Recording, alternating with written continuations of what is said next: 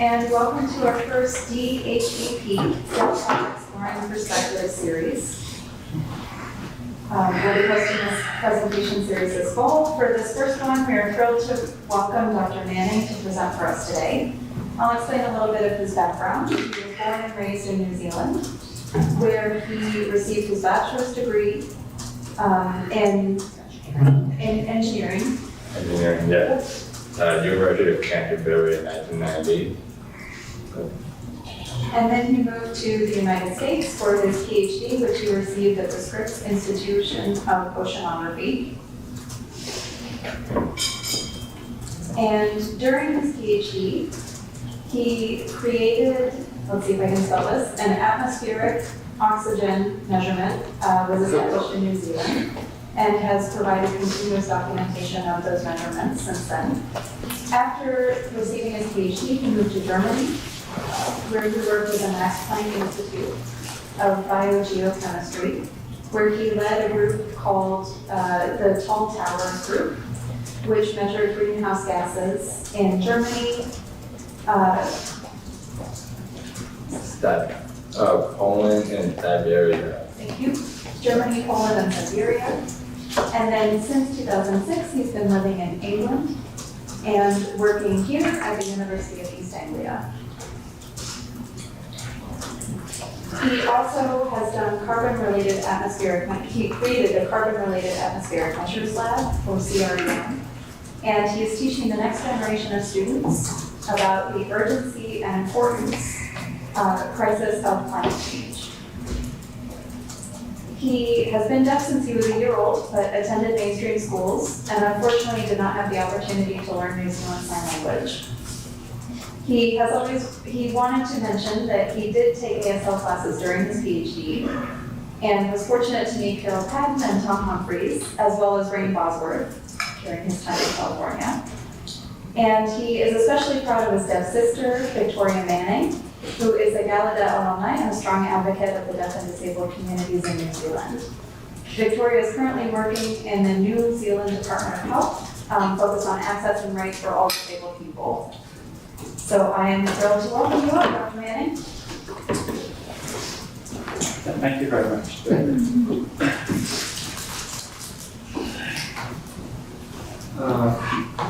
So Dill mentioned how I set up measurements in New Zealand during my PhD. So my work is on climate change, and it's all about a long-term problem. There's a big difference between weather and climate. Weather is about what's happening today, yesterday, and tomorrow, but climate change is a long-term thing. So all of my work is about making measurements in the long term. So it was a little bit, you reminded me of some very bad thing, Dill, with respect to the New Zealand measurements, because just 2 months ago they stopped. After 24 years of measurements, they stopped because of no more money. So it was very sad, very sad. Okay. So Dill's already given a very nice introduction to me. I anyway have a slide on kind of the same thing. So slightly more detail than Dill gave. So when I went deaf at the age of 1, nobody knew why. But worst of all is the doctors did not believe my parents that there was anything wrong with me. Back in those days, I'm quite old, so they could not test for hearing without you pushing a button. And a 1-year-old cannot push a button. So only when I started school at age 5, the teacher was saying, this guy's not hearing, there's something wrong. Then I finally got my first hearing aid 4 years later. So it's only because of my parents were so patient with me that I even learned how to speak.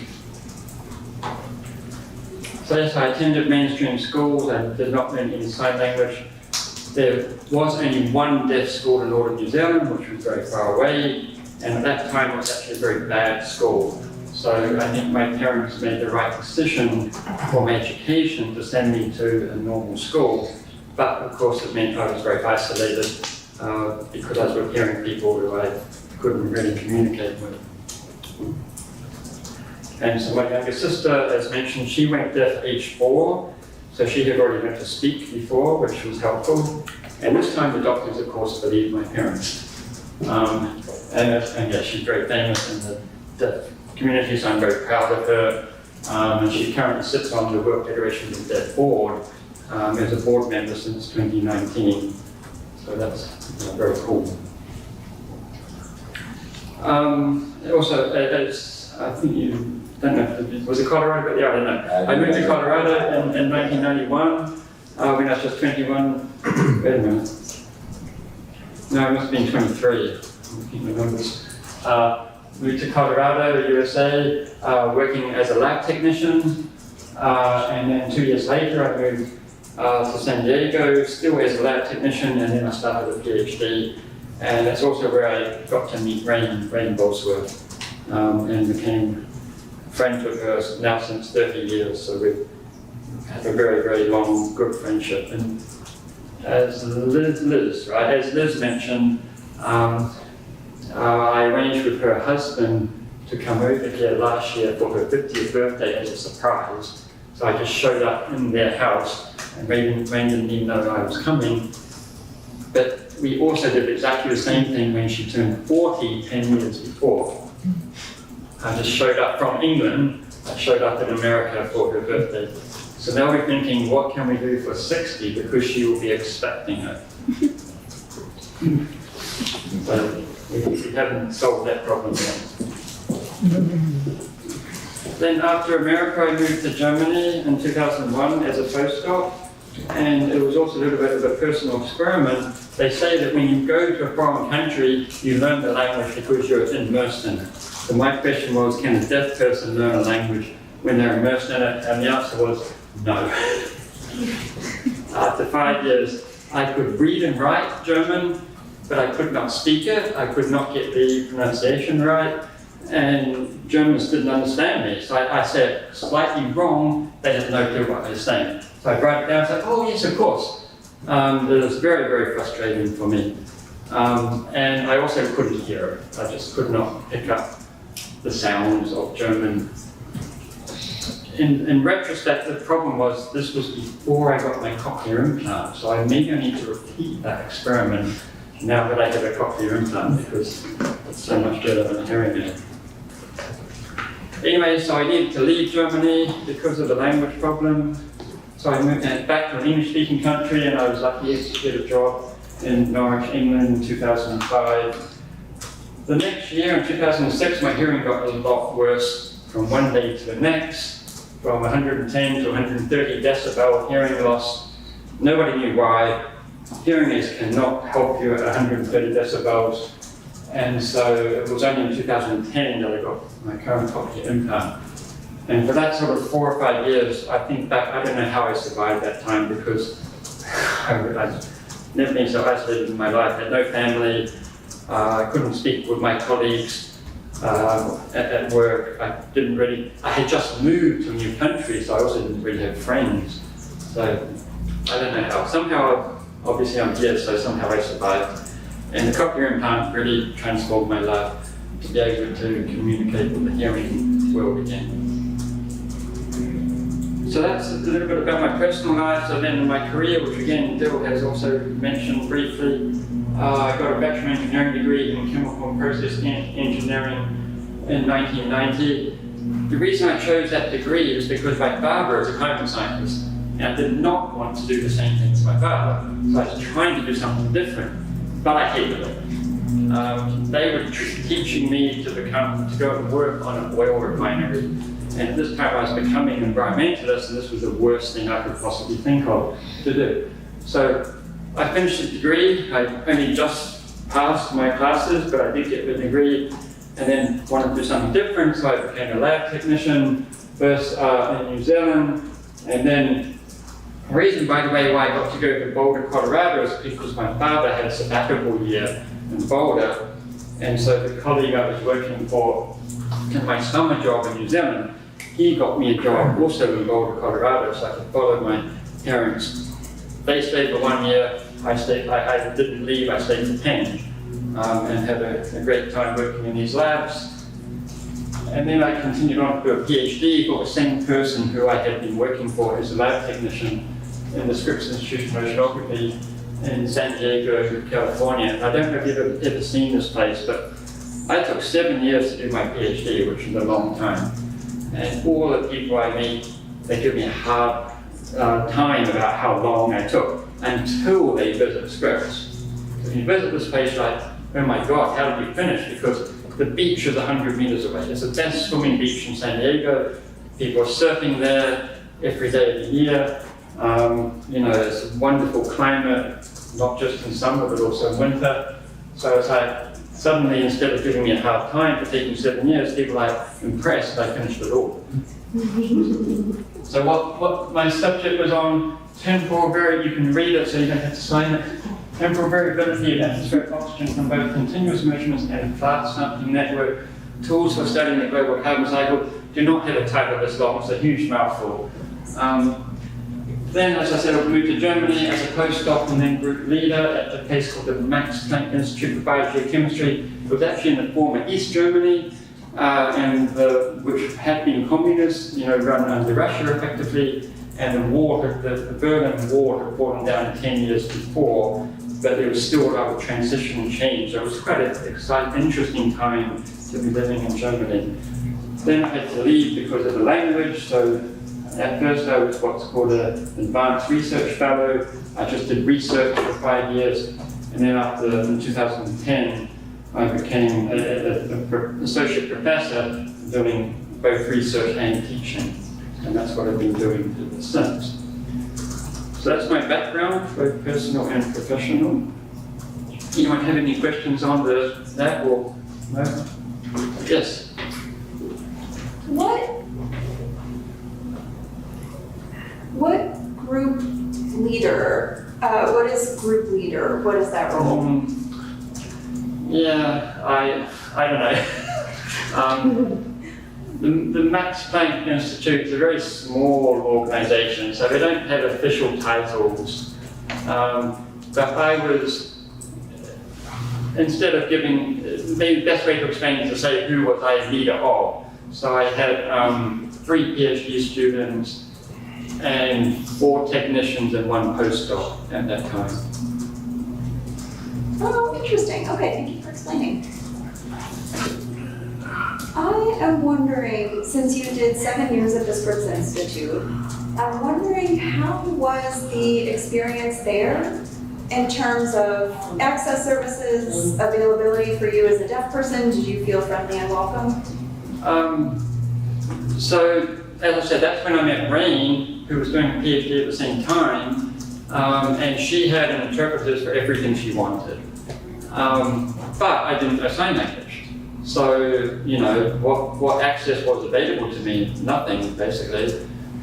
Maybe there was note takers, but nobody told me about that option. I had never heard of such an option, so I didn't ask. I did, as I think Bill also mentioned, I did take ASL classes during my PhD. My supervisor was actually not happy about me doing that. He wanted me to just stay in the lab doing research, but I ignored him and took my ASL classes for 2 years. So I got kind of, you know, I can know a little bit of sign language, but never fluent. And because of the pressure from my work, I could not become fluent. And then, of course, I left USA, and the only time I do signing now is when I come to visit Rain here once every 2 years. I don't sign to anybody else, not even my sister. My sister now has a cochlear implant too, and she had all of her family. She has a husband and 2 children. They're all hearing, so they don't really sign in their household, so I don't sign the period. But also she knows New Zealand Sign Language, which has no connection to American Sign Language.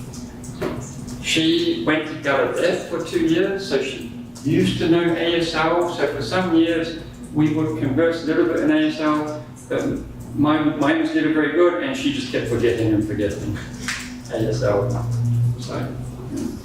So to answer your question, I had no access support. Okay, thank you. I do have a question. I have a question related to what you mentioned, that you had a hard time to speak German, but you're able to read and write German. So how can you achieve effective communication while being a group leader at the Good question. The institute was bilingual, so everyone spoke English except for the secretaries. And probably 1/3 of the students and staff were actually foreigners. So English was the main language that was spoken in the institute. So where my problem was living in Germany was difficult, but working in Germany was actually okay because it was all English.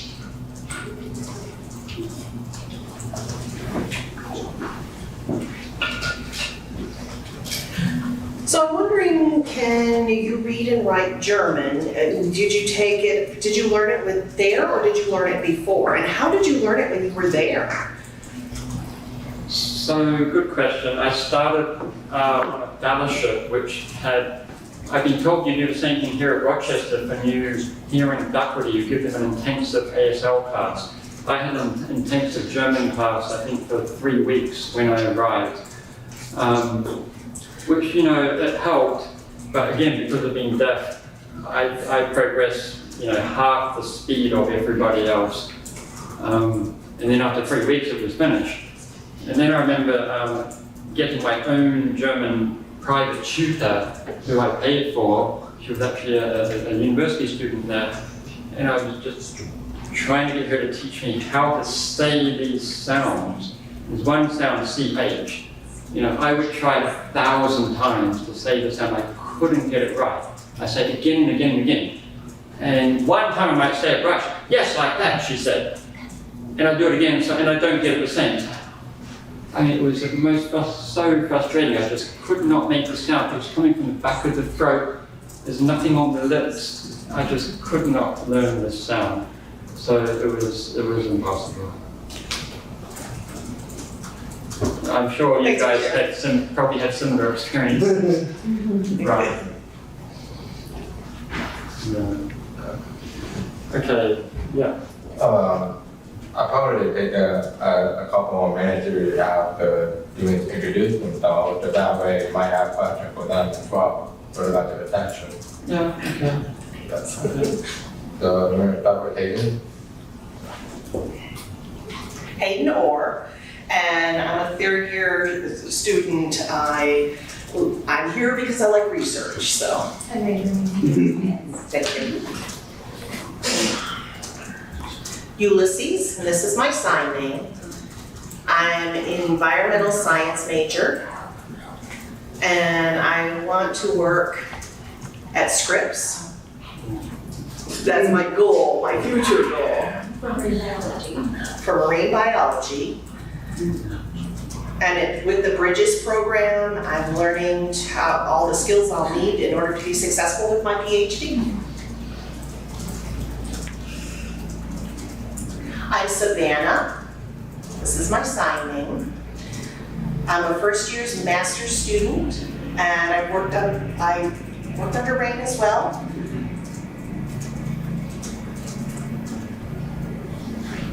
And I hope to achieve a PhD as well in the future.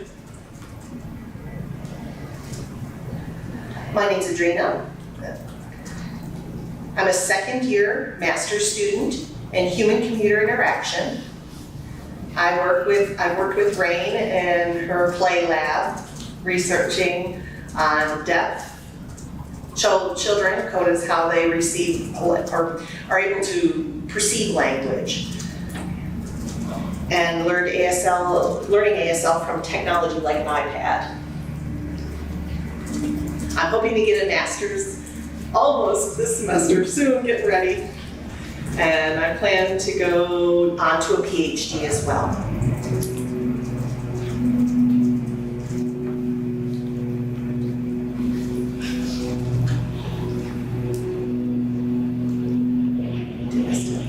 Hi, I'm Doden, and I am majoring in psychology, hoping to graduate this spring.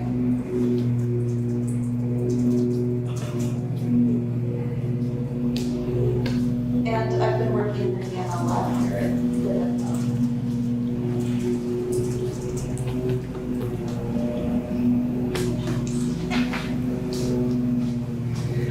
third year interpreting major, and I'm gonna get the name again. Tony, thank you.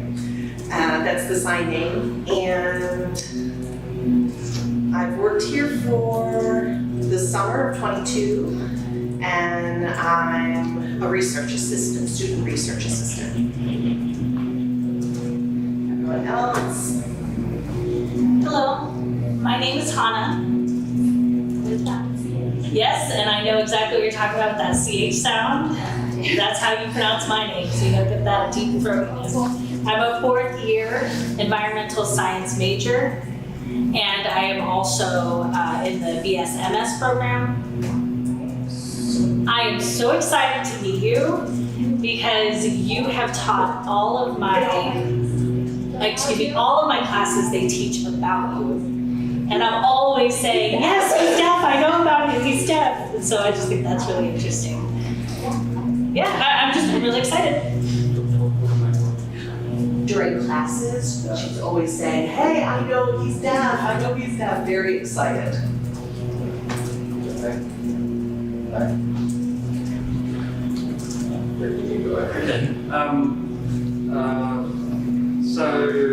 Rain did give me a sign name, so you guys want to choose your sign names. So this is my sign name. From Rain. And one more thing about Rain. So as Dill mentioned, I gave my lab in England a name called CRAM Lab, C-R-A-M, which stands for Carbon-Related Atmospheric Measurements. And you see my lab is very small and crowded, so it's crammed. So I was very proud of this acronym. But then Rain comes along with an acronym called PLAY. So she's got the best acronym ever for a lab. Okay, so let's move on to why we're here, I guess. So because it's sort of a small group, I just thought we'd have an informal question and answer session. So I want to start off with some questions, ask you guys, and here's my first one. Thinking about the Amazon scale, a star rating 1 to 5. On a scale of 1 to 5, how important do you think the climate change problem is? So how maybe people can put up their hands or by what do you guys think? Lots of fives. Okay. Good question here. Yeah. So 5 you're saying is the most important, Yes. is that correct? We just wanted to clarify, it's 5. It's the same as Amazon. What's the same as Amazon? Amazon. Same as Amazon. Yep. Okay. So then Andrew's answer 5, same as you. And I deliberately wrote up here climate change problem, but actually I think the better wording is climate crisis or climate emergency, and even an existential crisis for humans. So I got a good audience here. No climate denialists.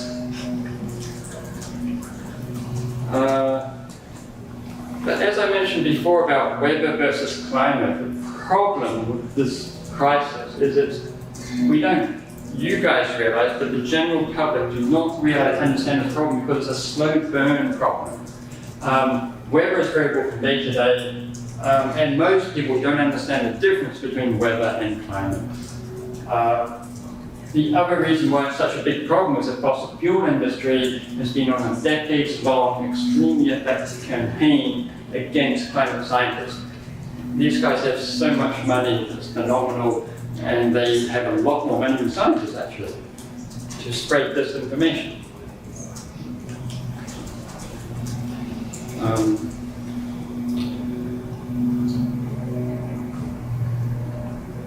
Okay, what issues are more important to you or society than climate change? So, a little think about that. Accessibility. Accessibility. I'm going to actually write these down. I'm going to write down.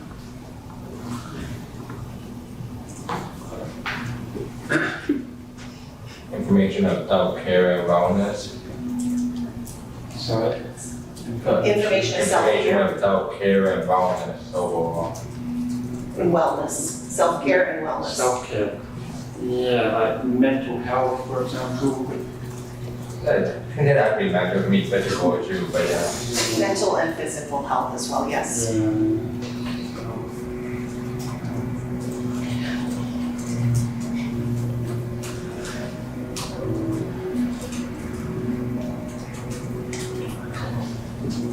Anyone else have any thoughts? There's no right or wrong answers.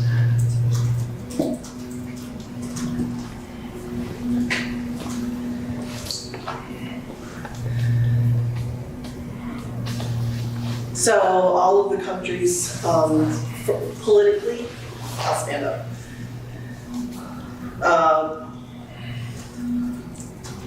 Political messaging from all of the countries. Political messaging from all of the countries.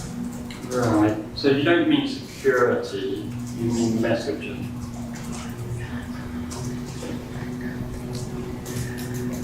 Like in the news, the things that are discussed in the news. Disinformation.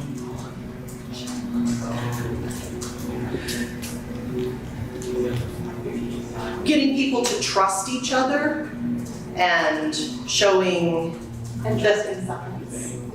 they're serious, that they're very serious about the economy too. Scientists. Scientists. Trust scientists and trust scientific results and findings.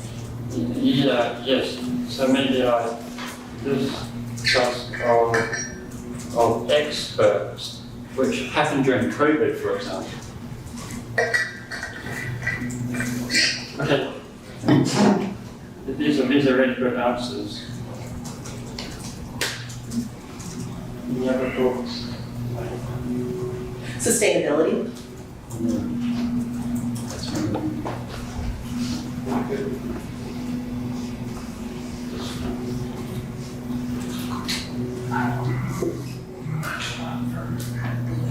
My perspective may be a little bit different, but it's the cost.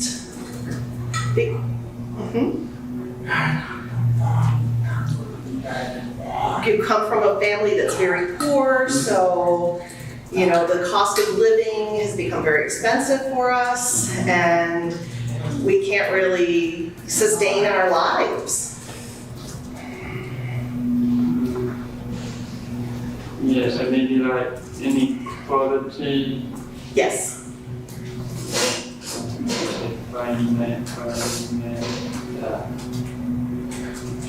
Yeah, that's really important. Any other thoughts? Okay.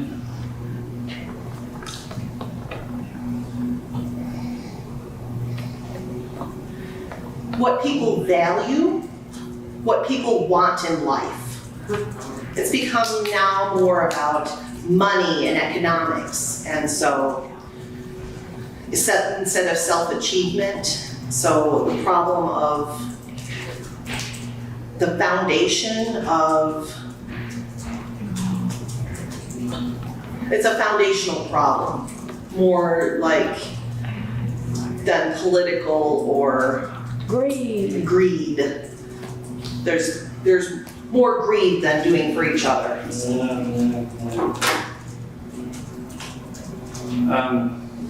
Yesterday, Rain took me to Ithaca, I can't pronounce it. Ithaca. And we saw waterfalls. We went into the shop and it had t-shirts. And I took a photo of one of these t-shirts. I can't show you the photo, but I can read it out. It's addressing exactly your point. The t-shirt said the best things in life are not things. Yeah. Exactly what you're saying. I took a photo of the t-shirt. Any other thoughts? Yes. Family. Yeah, I like that one. Yeah, absolutely. Which is connected to the last one. So the next slide is just my answer to this question. If anyone else wants to say anything first.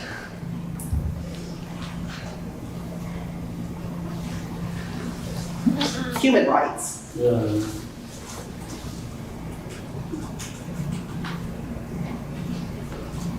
What? Sorry. Morals. Oh. Morals and being kind, good character. Yeah, I think that's connected to this one, isn't it? Yeah, probably. America, the politics and the political divide. Yeah, I wonder if that maybe even fits up. I've got one last point, not only human rights, but also the rights of the earth, planet rights, animals, all species. I was going to ask you about what about animals, so.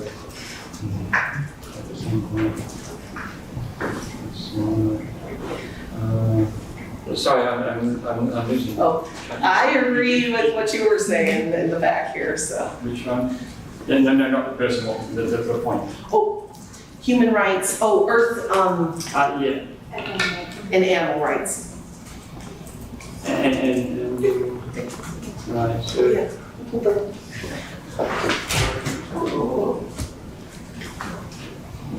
Yeah. Sorry, you said something about politics.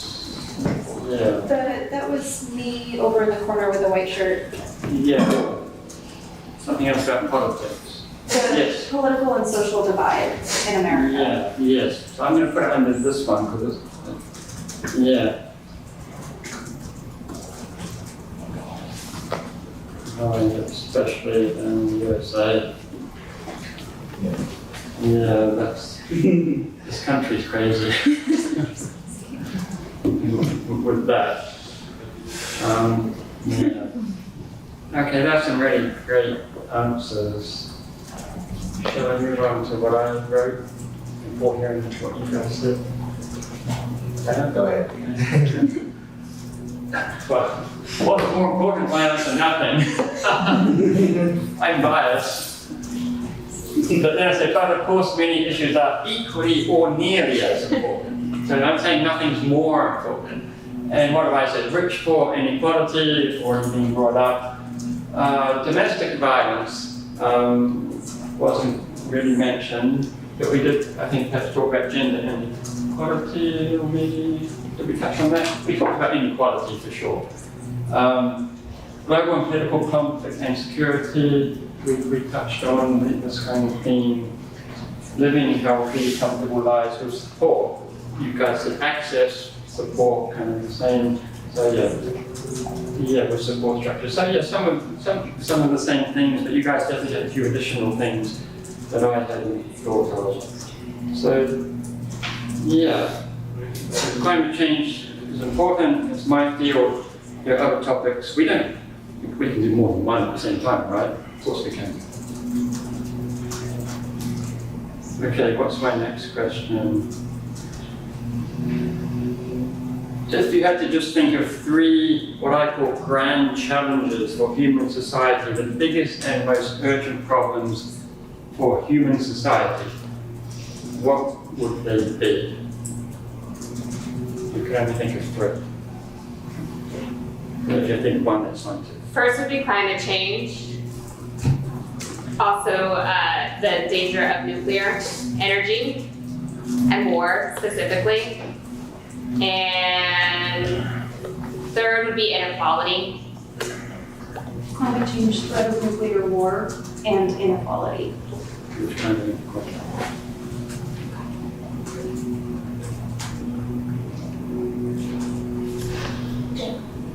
General inequality, but specifically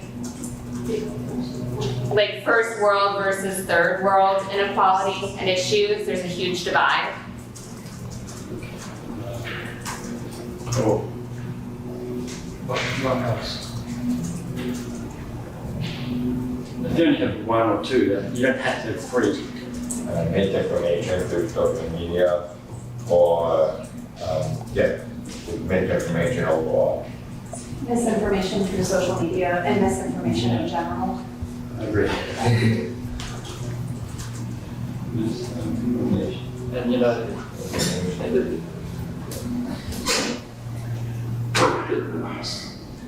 the thing about misinformation is we are learning that, you know, that apparently Russia and China have been very clever at feeding the Western world misinformation. It's like a new war, not fought with guns, but with social media, and it's like influencing our elections, not just in the US, in England as well.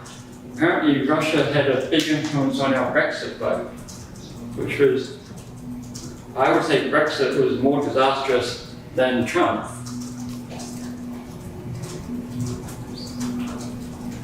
Yep. One thing I would think of would be like a lot of people value short-term gain versus long-term gain. I think that's one of the biggest challenges for climate change specifically too.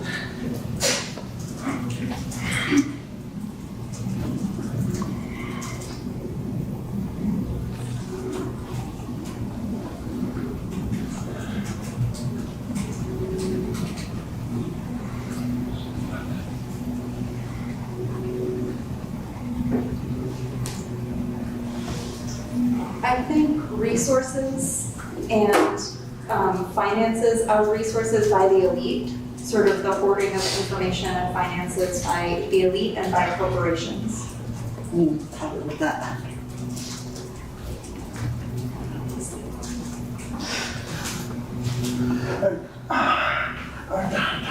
And I'm adding to that, I think that doesn't, you know, that starts with the $800 billion that is spent on the military every year too.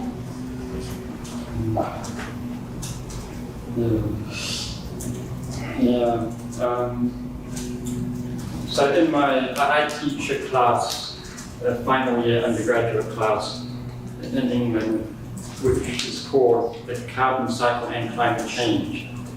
And one thing I show at the end of that class is how much it would cost to get the whole world off fossil fuels. And it's a big number, right? It's hundreds and hundreds of billions of dollars.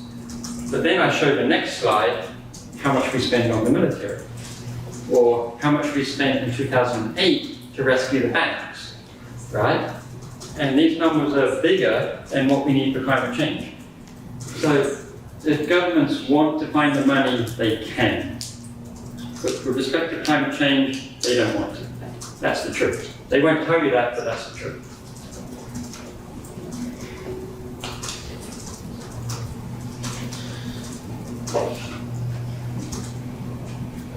The first one I would say is global warming, climate change. The second is pollution. And the third would be moving to the next mass extinction, the sixth mass extinctions. I believe that we're losing a lot of biodiversity and will continue to.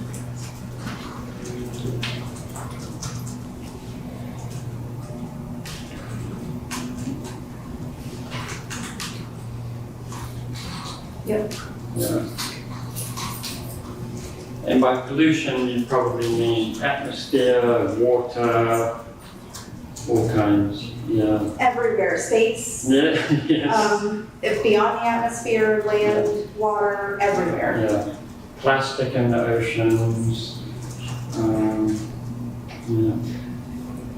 So one thing about America is, but it's funny, I was reading the other day about why not many Americans actually go overseas, and relative to, in terms of percentage numbers relative to other countries, not many Americans actually travel. And the main reason given in this article I read just last weekend was safety. I'm like, this is not, in terms of the Western world, this is the least safe country to be in. Yeah. And okay, you've got the FDA who approve almost anything, right? I mean, you have all these drugs here that do not exist in Europe. You can't even get melatonin in Europe.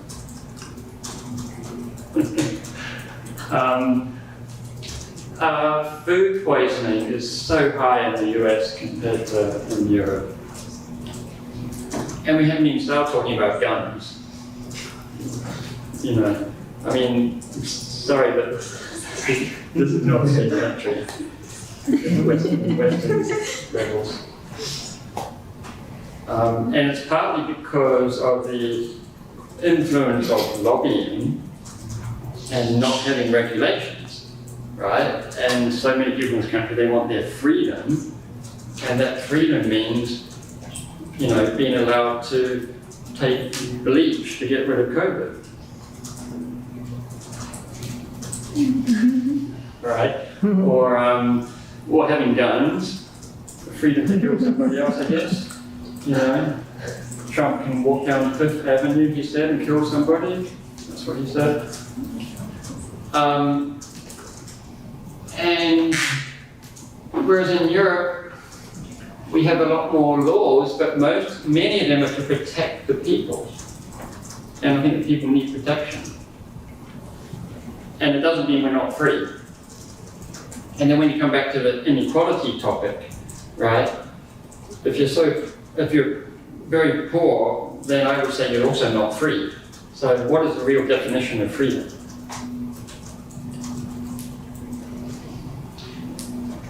So yes, sorry, I'm getting carried away.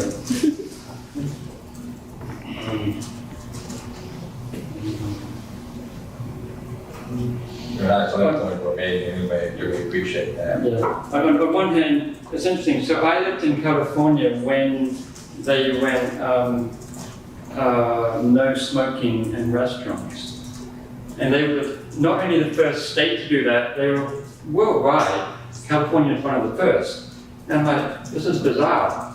Why are they setting actually a good regulation in this American country where I just said it doesn't usually do this? The reason is because it's suing. People were afraid of getting sued because of cancer. So sometimes suing actually has a positive benefit. Strangely enough. I'm thinking in general, corporations, wealthy corporations spend more on renovating technology, expensive upgrades for things that people don't really need, without investing in green energy or prevention against climate change or issues with global warming. They spend it on other ways instead of spending on green infrastructure. Yeah, like both my laptop and my phone, I can't change the battery, right? And batteries get worse. They're forcing you to buy a new one every 3 years.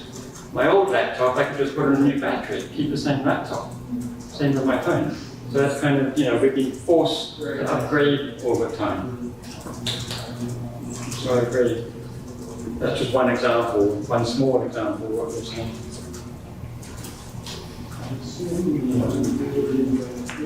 And then, you know, companies, the thing about big companies is sometimes they pretend to do nice things. Like, look at Amazon. How many of you guys have heard of, it's gone now, but for many years, until a few months ago, there was a website called smile.amazon.com. You guys know about that? And if you sign up for Smile, then 1% of your purchases goes to the charity of your choice, and you choose from a list. But I'm surprised that at least half of you knew that. All the people I talked to, like 5%, had heard of it. So A, they didn't advertise it. It was a great idea, but not many people knew about it. And B, they stopped it about 2 months ago. So they were tending to do something nice, but then you hear about how Amazon treat their employees, you know. I mean, they're peeing into this because they can't take a bathroom break. And they can't take any sick leave or they'll lose their jobs. And let's not even start talking about Elon Musk.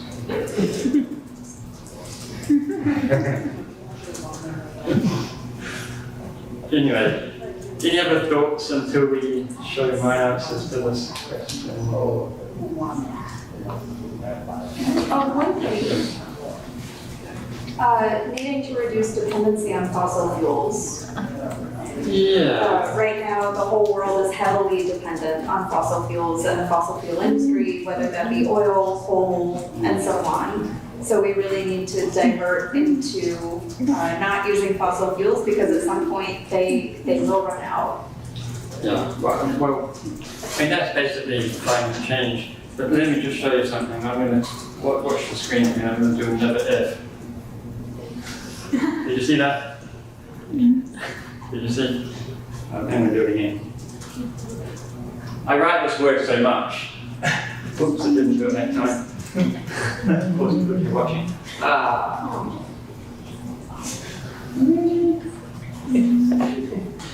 There we go. Yeah, you're not the only one that happens to. Fossil fuels. Yeah. Thank you. There's an old movie, maybe 20 years old now, called The Insider, with Al Pacino and Robert De Niro. And it's all about the tobacco industry and how when scientists first discovered that tobacco was addictive and causing cancer, the tobacco industry were trying to hide this and not let it become public. It's a really good movie showing this one journalist who's trying to get the information out, and the tobacco industry they basically broke up his family, he lost his life, it was awful. And it's a true story. And so I'm watching this movie and thinking, this is the tobacco industry. The fossil fuel industry has 100 times more money than the tobacco industry ever had. Of course they're doing exactly the same thing. And are so good at it, we don't even realize they're doing it. So it's kind of scary. Okay, here's my answers then. Yeah. So, something because I said all the same things. I've got climate change, sustainability, and biodiversity. So again, I'm very biased on the science, so I haven't mentioned the political issues, the human society issues that many of you have brought up. Not to say I don't think they're important, but just I'm giving my scientist perspective, I guess. And so climate change basically means we've got to stop burning fossil fuels. It should have happened decades ago, it's still not happening because of the fossil fuel industry. It's really the only reason they're so powerful. Sustainability is becoming more obvious to some people. When I come to this country, I think it's, not as a scientist, but as a person, I'm like, where's the recycling? You know, just walking around Rochester Airport with my drink bottle and there's only trash. How can an airport not have a recycling bin? And, okay, I'm gonna say, might look a little bit bad. I'm living in Rain's house right now, and I got up in the morning, in the weekend, I'm a bit cold. So I put a sweater and some socks on. Then I found out they got air conditioning on. Bloody hell, you know, putting more clothes on because I'm cold, and they got these, you know, and she's a scientist. Oops, you guys know that. She blamed her husband. So we turned it up. Next day it was down again.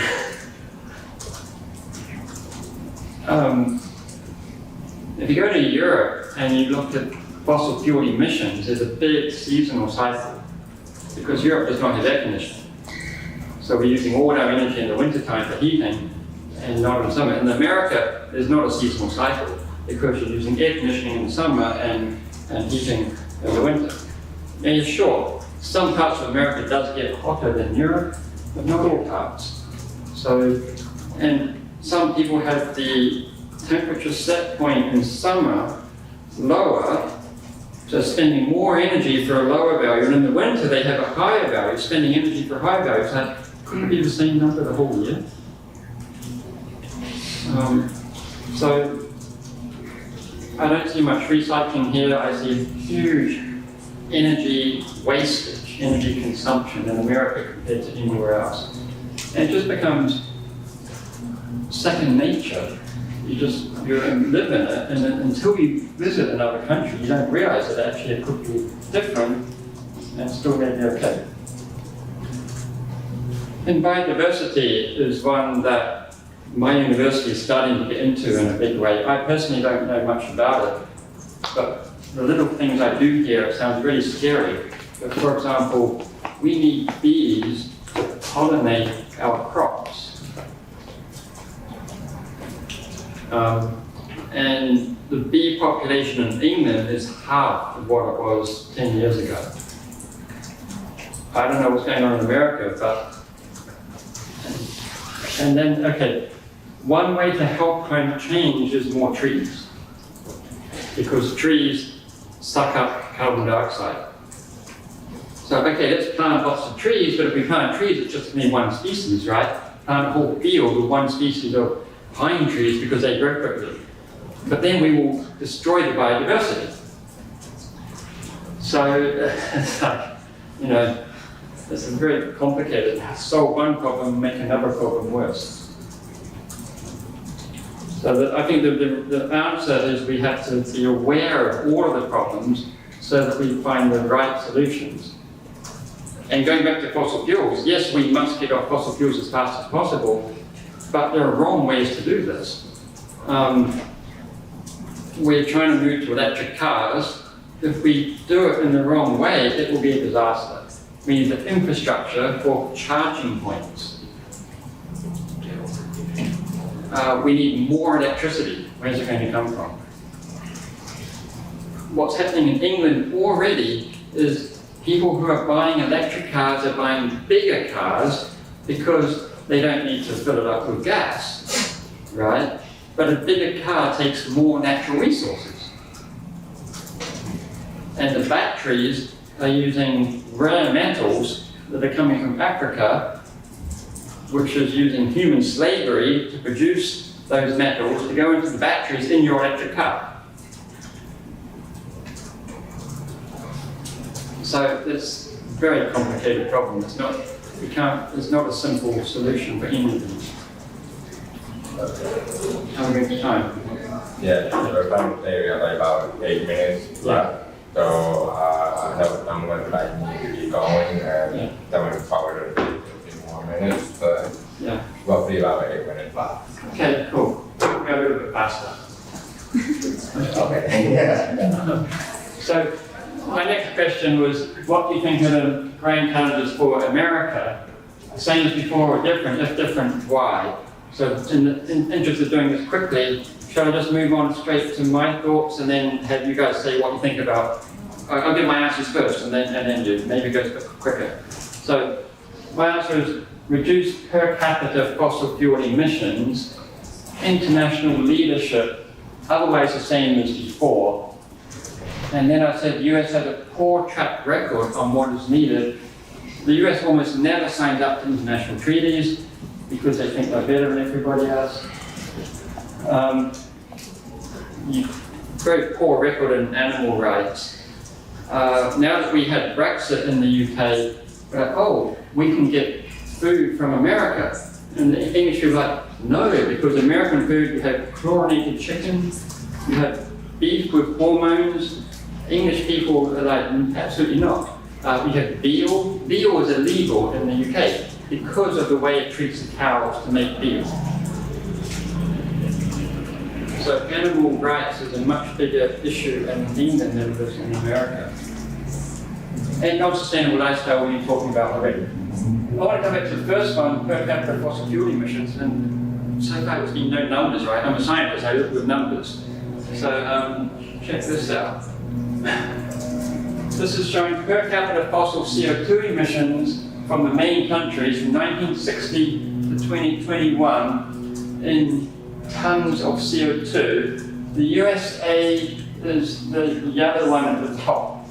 And the number in 2021 is 15 tons of CO2 per person per year. The next, Russia is also not good, but Russia has a much smaller population. And you know, Russia is not known for being good at anything, apart from running wars. Then Japan is pretty bad. That's partly because they don't have nuclear power anymore since their earthquake. And they're a very small island with a lot of people. Then China. And then European Union. The European Union number is 6, America is 15. So every American person is using way more than double the fossil fuel emissions as every European person. Is that really necessary? Yes. Some places are hotter and you want some air conditioning, but I'm sorry, you go to the south of Spain, it's 50 Celsius. It's 110 degrees in the south of Spain and they don't have air conditioning. So really, if Europeans can live like this, why can't Americans bring that number down? And it's an enormous population here, over 300 million people. What about China? You might think that's interesting. China's actually worse than Europe. Still much less than the USA, but worse than Europe. There's something unusual about that number. The big reason why the Chinese number is so high is because they are making stuff for us. They're making products which burns fossil fuel emissions, and we are the ones buying them. They sell them to us. So they're satisfying a demand from the Western society which puts up their per capita emissions. But if you only looked at the emissions of the Chinese people, that number would be a lot lower. So that's one thing. I mean, America is just way up there compared to all the other major industries. And the second point I want to make is what I call cumulative fossil fuel emissions. Here USA is at the top. It's a total amount of CO2 emitted since 1850. Why is that important? Because the CO2 that we emitted in 1850, half of it is still in the atmosphere today. And every molecule of CO2 in the atmosphere is causing climate change. So the historical emissions are really, really important because CO2 has a very long lifetime in the atmosphere. So if you think about all the emissions over time, the USA is again number 1, and then comes Europe. And China is catching up, but it's actually significantly less than Europe and America. So any thoughts on that in our last 2 minutes?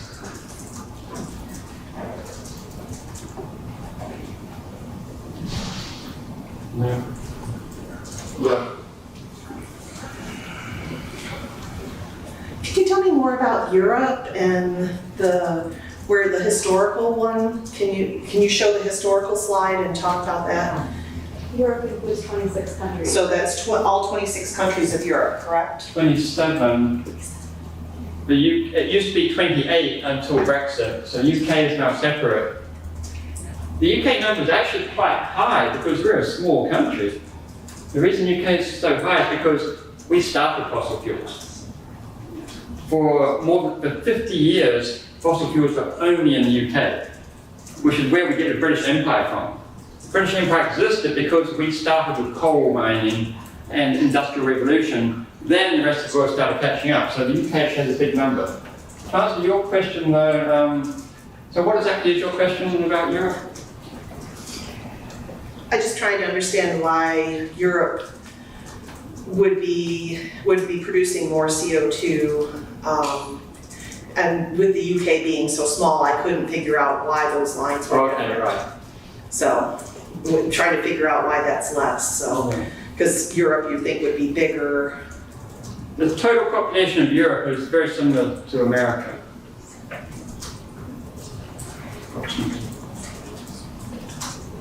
We just use less energy. More public transport, no AC, I mean a lot more public transport. We don't have the same consumerism, capitalist culture. I mean, we have it, but not as much as America.